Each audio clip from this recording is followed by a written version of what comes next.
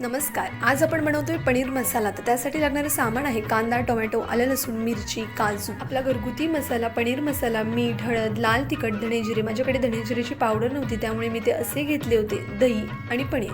तर सगळ्यात आधी तेल थोडं गरम झाल्यानंतर त्यामध्ये कांदा टाकूया. थोडा लाल होईपर्यंत एका साईडला दह्यामध्ये आपण घेतलेले सगळे मसाले टाकून त्याचं छान मिश्रण बनवून घेऊ.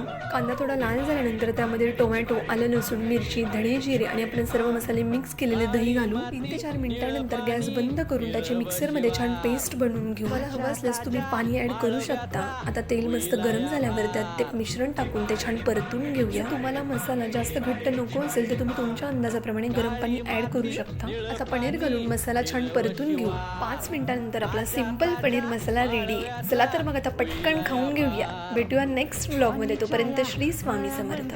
विरतीचं पाणी बघायला कवतिक